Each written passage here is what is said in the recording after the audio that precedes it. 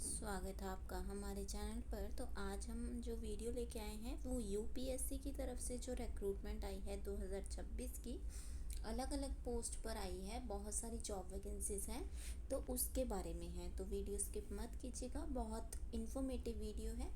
10th वालों से लेके ग्रेजुएशन पोस्ट ग्रेजुएशन वालों के लिए भी पोस्ट है, तो ऑलमोस्ट सभी के लिए इसमें पोस्ट रहने वाली है।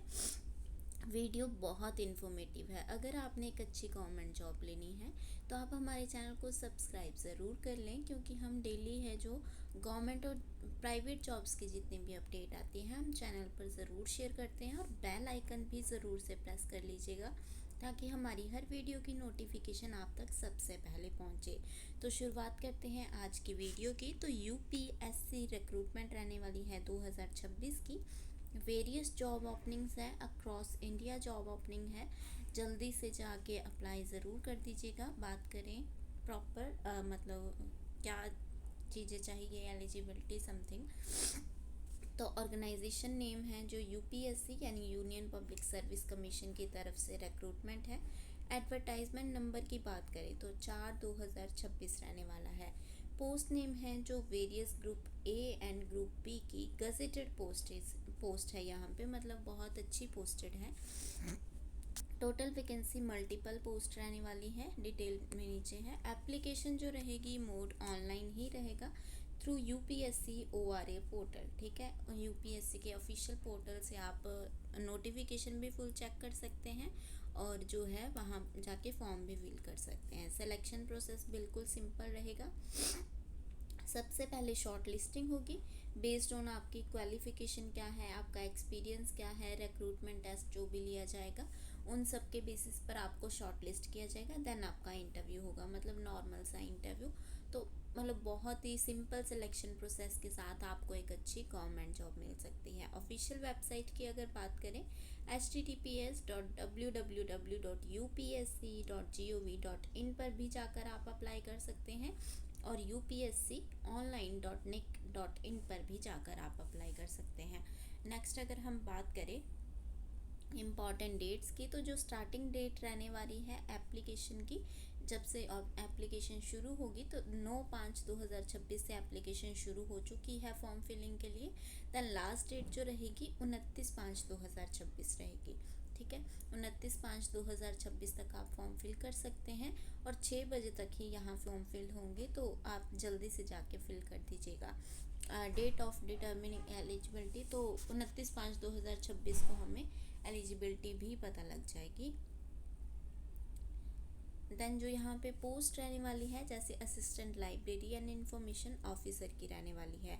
लैंग्वेज जो है कन्नड़ रहेगी। Central secretariat library ministry of culture, तो ये पोस्ट रहेगी जो कि अनरिजर्व्ड रहेगी। एक पोस्ट है, लेवल 7 की पोस्ट है और 30 साल तक आप फॉर्म फिल कर सकते हैं। बाकी पीडब्ल्यूडी वालों को एज रिलैक्सेशन भी है।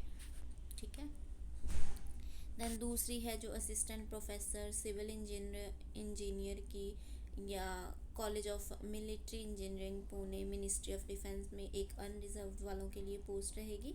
एकेडमिक लेवल 13A1 रहेगा, 45 ईयर्स तक पढ़ सकते हैं आप। Then assistant professor civil engineering college of military engineering Pune के अंदर EWS वालों की एक पोस्ट रहेगी। एकेडमिक लेवल 10 रहेगा और 35 ईयर्स तक फिल कर सकते हैं।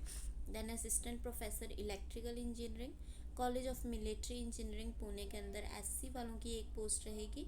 एकेडमिक लेवल 10 की पोस्ट है और 40 ईयर्स तक फॉर्म फिल कर सकते हैं। Then assistant professor mechanical engineering college of military engineering Pune के अंदर अनरिजर्व्ड वालों की एक पोस्ट रहेगी। एकेडमिक लेवल 10 रहेगा, 35 ईयर्स तक फॉर्म फिल कर सकते हैं। Then translator signal intelligence directorate integrated defence staff HQ and ministry of defence के अंदर OBC वालों के लिए एक पोस्ट रहेगी, but suitable for PWD also. तो लेवल 10 की पोस्ट रहेगी, 38 ईयर्स तक फॉर्म फिल कर सकते हैं। ऐसे ही ट्रांसलेटर वालों की तिब्बतियन के अंदर जो है अनरिजर्व्ड की एक पोस्ट रहेगी। सीनियर एडमिनिस्ट्रेटिव ऑफिसर ग्रेड 2 की DRDO मिनिस्ट्री ऑफ डिफेंस के अंदर अनरिजर्व्ड की 11 पोस्ट है। EWS की 3 पोस्ट हैं, OBC की 8 पोस्ट हैं। एससी की 4 पोस्ट एंड एसटी की 3 पोस्ट है, जिसमें पीडब्ल्यूडी की भी 1 पोस्ट रहेगी।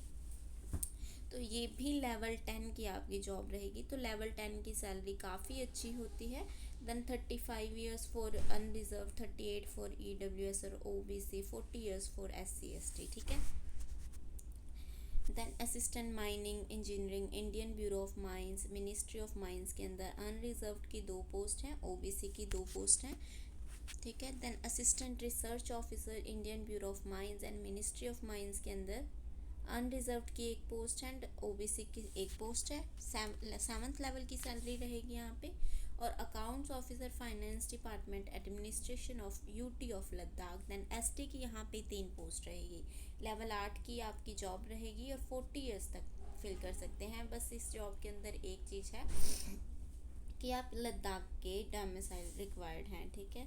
देन यू रिक्वायरमेंट्स जो रहेंगी यहाँ पे, क्वालिफिकेशंस जो रहेंगी, तो इंजीनियरिंग फैकल्टी पोस्ट जो भी रहेगी उनके लिए आपने BE BTech plus ME MTech की होनी चाहिए विद फर्स्ट क्लास, ठीक है।